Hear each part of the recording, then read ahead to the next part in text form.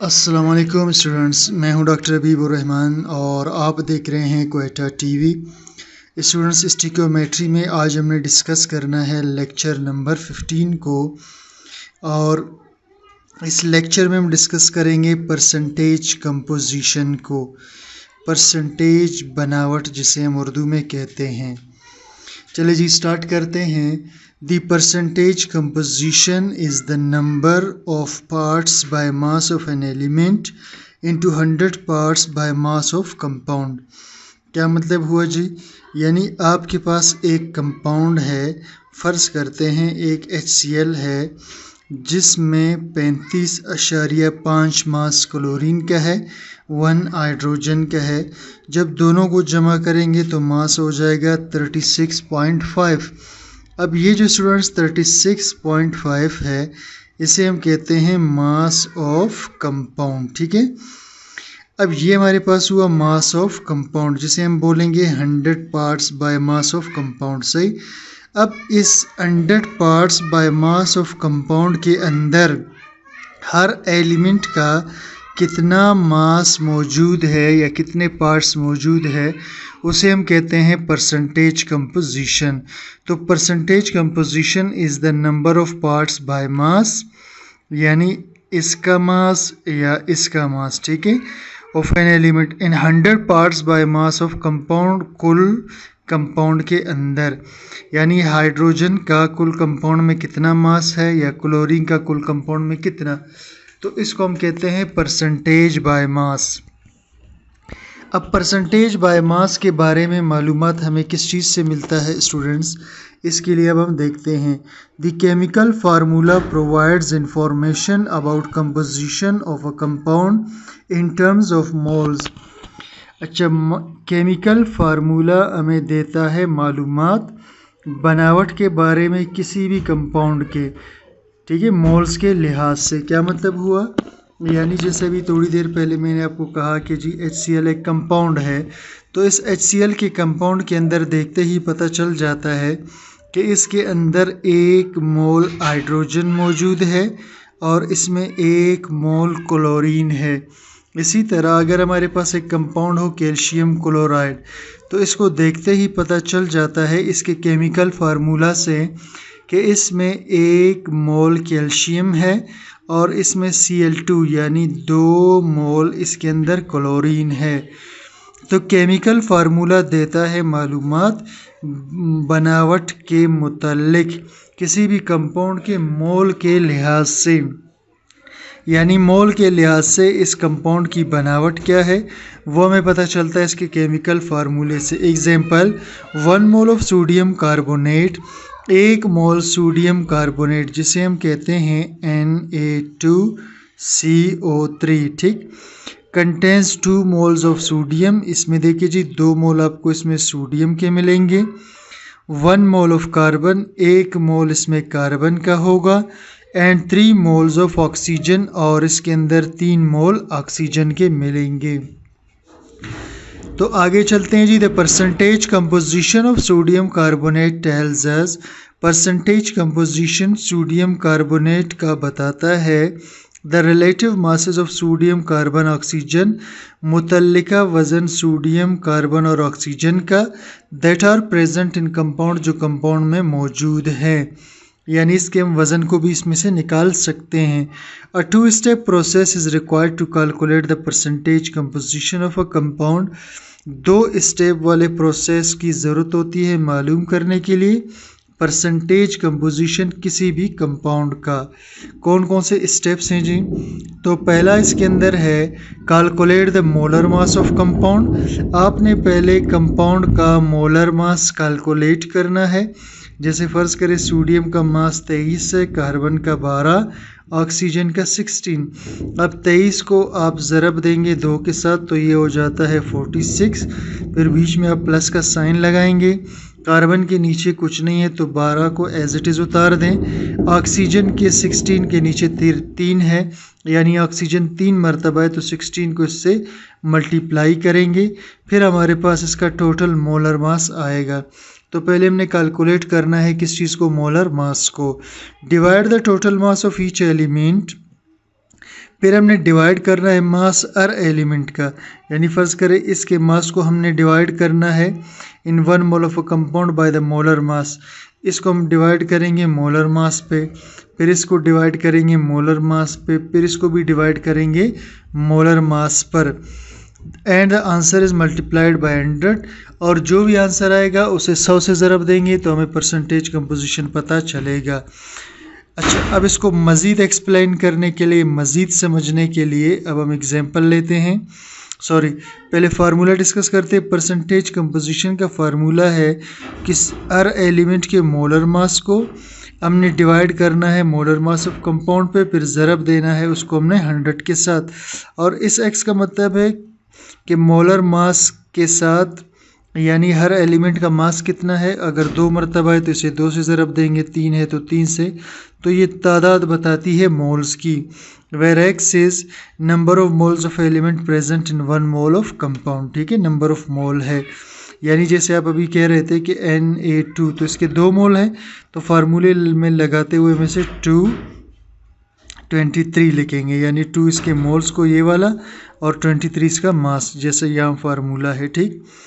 तो चलिए जी, what is the percentage composition of each element in sodium carbonate. क्या है परसेंटेज बनावट हर एलिमेंट का सोडियम कार्बोनेट में। अब इसमें कितने एलिमेंट्स हैं स्टूडेंट, सोडियम है, कार्बन है, ऑक्सीजन है। इसका मतलब है कि हमें परसेंटेज ऑफ सोडियम को अलग से मालूम करना होगा, फिर हमें परसेंटेज ऑफ कार्बन को अलग से मालूम करना होगा, और फिर उसके बाद हमें परसेंटेज ऑफ लास्ट क्या है जी, ऑक्सीजन, इसे हमें अलग से मालूम करना होगा। तो फार्मूला लगाएंगे सबके लिए जी। फार्मूले में ऊपर क्या लगता है जी, ऊपर लगता है मोलर मास, ठीक, और मोलर मास को हम ज़रब देते हैं एक्स से, यानी जितने इसके मोल्स होंगे, और डिवाइड करते हैं इसको मोलर मास ऑफ कंपाउंड पे। सॉरी, ये स्टूडेंट्स मोलर मास नहीं, ये मास ऑफ एलिमेंट है, ठीक है। ऊपर आएगा मास ऑफ एलिमेंट, यानी हर एलिमेंट का मास, उसे हमने डिवाइड करना होगा किस चीज़ पर। तो ये स्टूडेंट्स इसका परसेंटेज ऑफ कार्बन में मास ऑफ एलिमेंट होगा, उसके मोल से ज़रब देंगे, मोलर मास ऑफ कंपाउंड नीचे आएगा, फिर 100 से ज़रब देना है। इसी तरह परसेंटेज ऑफ ऑक्सीजन के लिए हम ऊपर लिखेंगे मास ऑफ एलिमेंट, और जो भी उसका मोल होगा उससे ज़रब देंगे, नीचे आएगा मोलर मास ऑफ कंपाउंड, फिर उसे ज़रब देना है 100 से। तो चलिए जी, पहले हल करते हैं सोडियम वाले को, ठीक है, सोडियम कार्बोनेट के अंदर। तो इसमें देखिए जी, मास ऑफ एलिमेंट ऊपर आएगा सोडियम का, तो सोडियम का मास है 23, और सोडियम कार्बोनेट के अंदर Na2CO3 में इसके 2 मोल्स हैं, तो x की जगह हम लगाएंगे यहाँ पर 2, और कुल का मास हमने निकालना है, सही। यहाँ पर स्टूडेंट्स हम सोडियम कार्बोनेट का मास निकाल लेते हैं, Na2CO3, इसका मास 23 है, 1 है, 16 है, सॉरी 12 और 16। तो 23 को 2 से मल्टीप्लाई करेंगे 46 हो जाएगा, ये 12 कार्बन का, 16 को 3 से 48 हो जाएगा। इसे हम हल करते हैं, ठीक है, 8 और 8 हो जाएंगे 16, और 4 और 4 हो जाएंगे 8, और 2 10। तो इसका मास आ रहा है जी 106।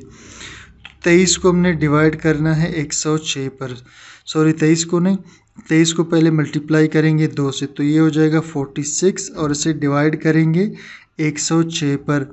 अब स्टूडेंट्स हमारे पास जो भी आंसर आएगा वो हमारा जो क्वेश्चन का आंसर होगा, ठीक है। अब हमने क्या करना है जी, 46 को हमने करना है डिवाइड, ठीक है, और सॉरी इसको स्टूडेंट्स 100 से ज़रब भी देना होगा, ठीक है।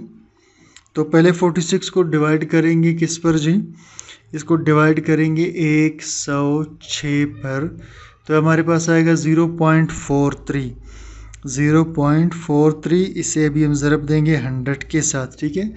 तो जब ज़रब देंगे 100 से तो ये आएगा 43.39, 43.39%।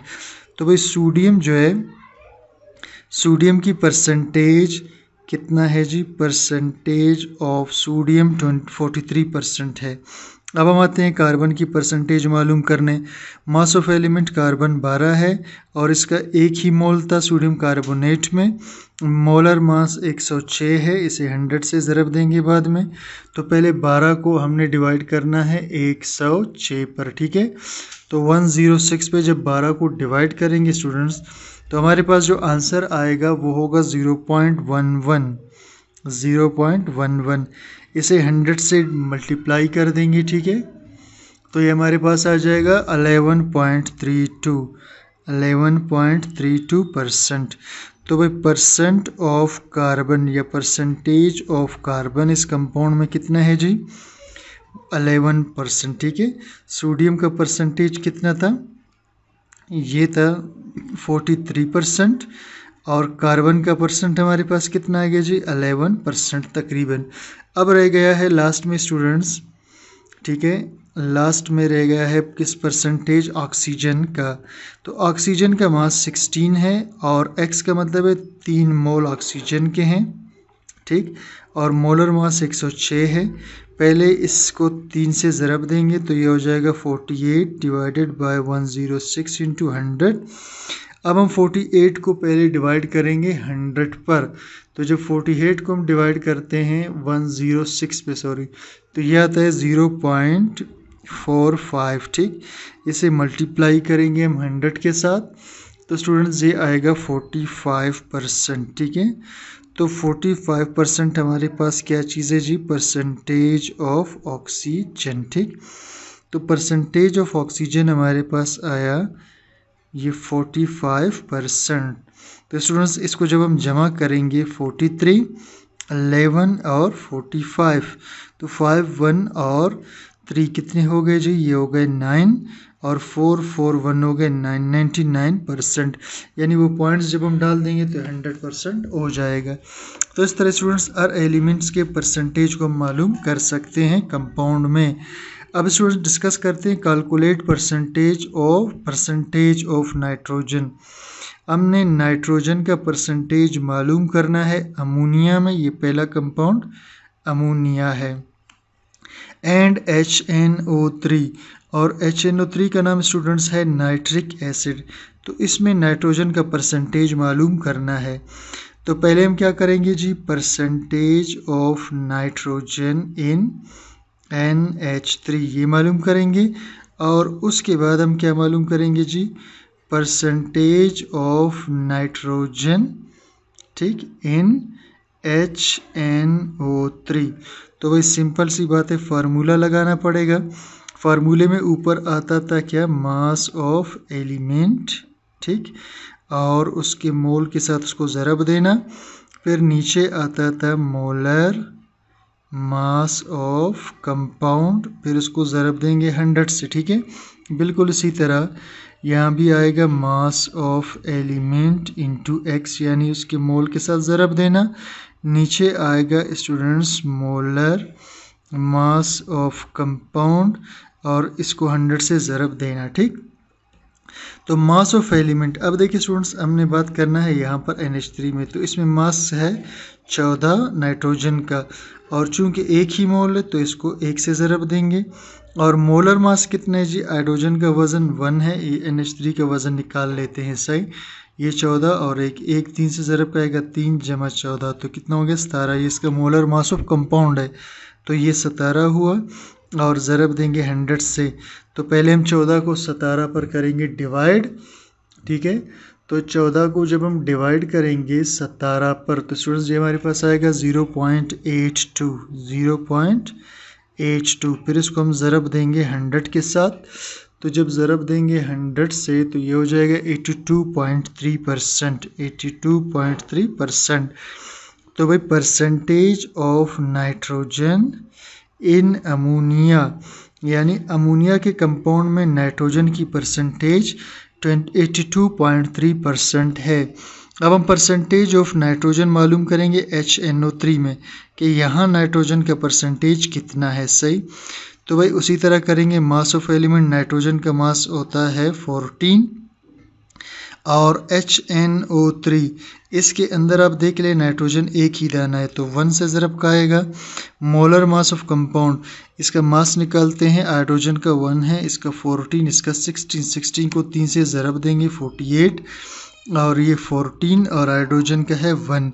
ठीक है, 8 और 4 12 और 1 13 हो गए, एक बच गया, 4 और 1 5 और 1 6। तो इसका भाई मास बनता है 63, तो नीचे आएगा 63। इसको ज़रब देंगे बाद में 100 के साथ। तो पहले हम डिवाइड करेंगे 14 को, किस पर डिवाइड करेंगे जी 63 पर।